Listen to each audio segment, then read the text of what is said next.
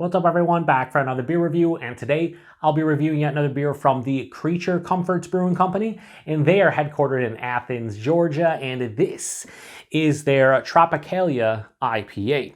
So this is an IPA that comes in at 6.6% alcohol by volume, 65 IBUs at the time of review. This can is just over 6 weeks old, and it also has a best by date of January 8th of 2025. So according to the brewery, we're more than good to go. And I want to give a huge thanks and shout out once again to a very good friend of mine and viewer of the channel, Wes, for this beer. So big thanks to him. In the description box, I'll post a link to the beer mail boxing video I did that contains all the goodies that Wes sent my way. And he sent me 5 beers in total, 4 of which were from Two Tides.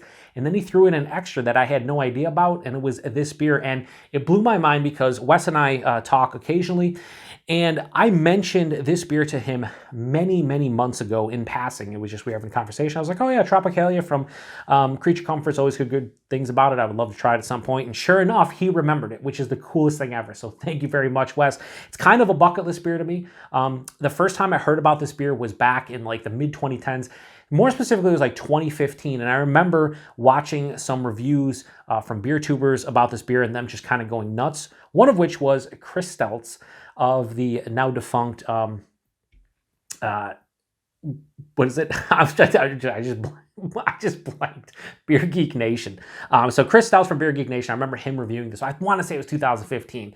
And he was just going nuts about it. I was like, wow. So I was like, put it in the back of my memory and never got a chance to try it till now. So once again, huge thanks to Wes for this beer.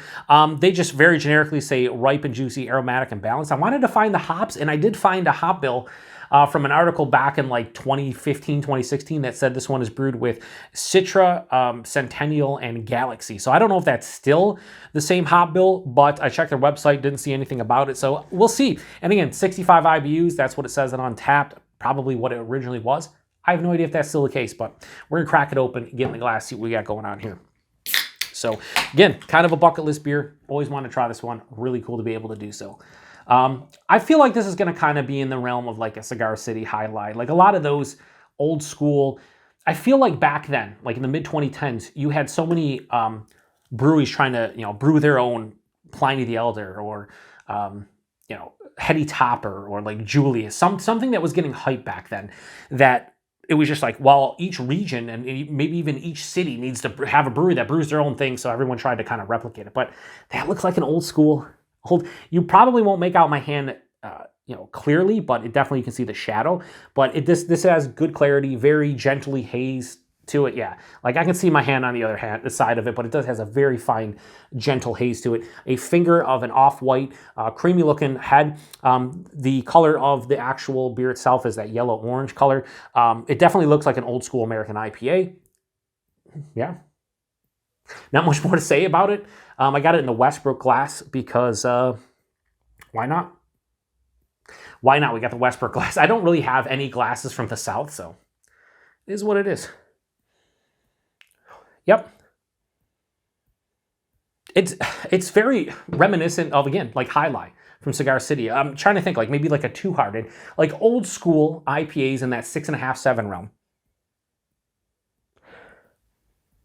So I'm getting citrus, which is more of like an orange and grapefruit kind of combination. So a little bit of like a stone fruit, like a peach. And then there's a slight like resinous pine kind of floral sensation. Get a touch of like a white bread from the malt character. If you handed me this and I said, hey, I want an old school American IPA, and someone handed me the glass, it's exactly how I think it would smell to a T. There's also a little bit of like, what is that? Like maybe a slight juicy pineapple? Yeah, there's a little bit of pineapple now. So citrus, orange tangerine, and a little bit of grapefruit. Then you throw in like a peach, kind of sweetened peach, a little bit of a juicy pineapple, pine, floral sensation, a little bit of dankness maybe, white bread. Kind of plays a role. Let's get into it. Cheers, everybody. Thanks again, Wes.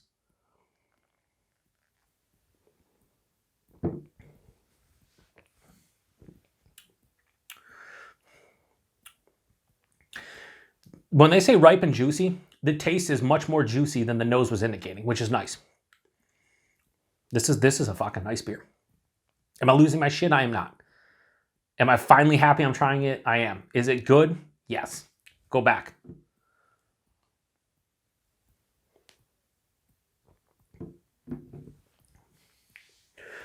Body in this one, 6.6%. It's like medium body.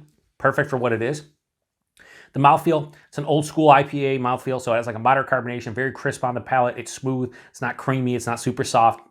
Doesn't need to be. These are beers that aren't like that. It doesn't have the milky, kind of crazy, hazy New England IPA feel to it. The taste is pretty much what the nose indicated. Right at the forefront, a little bit of like a bready, like a white bread, dives underneath the palate, kind of dissipates, gone. This is a cleaner, kind of like let the hop shine IPA than some of the old school. Like, again, I just reviewed Celebration like a week ago, and that's 6.8 to 6.6. That is more of an old school West Coast IPA where that malt character it's rich with that caramel and like white and dark bread and biscuity feeling. This kind of is a very simplistic like malt base where it just kind of lets the hop shine, but it's still old school in its nature. So the hops right up front, it's juicy orange, tangerine, ruby red grapefruit, a little bit sweeter, passes through. You get a nice pop of like a sweet peach, maybe like even like a mango, and then it has that like juicy and sweet pineapple I was talking about in the nose. But that's a little. I think the citrus character is a little bit more vibrant in the taste. Like it has more of that juicy, sweeter kind of orange and tangerine and grapefruit juice. And then the finish is more floral than anything, but like has a floral kind of finish, a little bit of dankness, touch of pine. This is mild to moderately bitter, more approaching moderately bitter. But this is full on dry for me. So it's more dry than bitter, but it has a nice balance because that juicy kind of sweeter citrus, stone, and tropical fruit stopped in its tracks on the finish by the dryness, by the bitterness, and it kind of just balances it out beautifully. This is, I'll be honest with you, this is way better than I anticipated. And again, I gotta keep it honest with you guys. Even though this is a bucket list beer, there have been a lot of beers that I've wanted to try, from the 2010s, more so like the mid 2010s, let's say a 2013 to 2016 kind of, realm that I'll try, and I'm like, I can see how that was very popular 10 years ago. I look at this beer and I say to myself, I could see how this was quite popular in 2015. Fast forward to 2024, and I can still see how this could be popular. Now, is this as good, or does it hit me in the feels like it would have almost 10 years ago? Probably not. It probably does not. However, this is still really good for an IPA that is probably, and correct me if I'm wrong, Wes, or anybody in Georgia can get Creature Comforts, this is probably in grocery stores. This is probably like, if you're in Georgia or some of the southern states that surround Georgia, if you go to your grocery store, you go to your bottle shop, I'm sure a lot of people can easily get this one, and it's one of those like grocery store beers, in addition to just being a good beer. But there's nothing wrong with that. Like when people say, hey, that's a grocery store beer, a supermarket beer, it's like a negative connotation is attached to it, and that's not what we're trying to say. What I'm saying is a lot of people probably can get this in the South, and that's a good thing because this is, they say on the side, ripe and juicy, yes, aromatic, sure, balanced, yes. Everything they have said on the can here, they have nailed. But it doesn't, this is not blowing my mind. Let's just keep it a buck, as the kids no longer say. But this is no longer something that would blow my mind. But if I went back into the mid 2010s and had this, I'd probably be losing my shit. However, I gotta keep it real, gotta keep it honest with you guys, and I think this is fucking really good. 6.6%, no warming, nothing on the palate. I'm gonna crush the rest of that probably in like 10 minutes when I shut off the camera. Like, it's that easy to drink. Now I'm getting a little bit of like a slight, like on the finish, kind of weird, a slight like malty graininess that almost makes me think like this is like an IPL. Like if I was doing this blind, I might start thinking, oh, is this an IPL? It kind of has like almost like a, like a Pilsner-esque, maybe Helles-esque kind of like malt character on the finish. It's kind of weird, but dude, this is good. Plain and simple. Thank you very much, Wes, for remembering and sending this. This is cool as shit.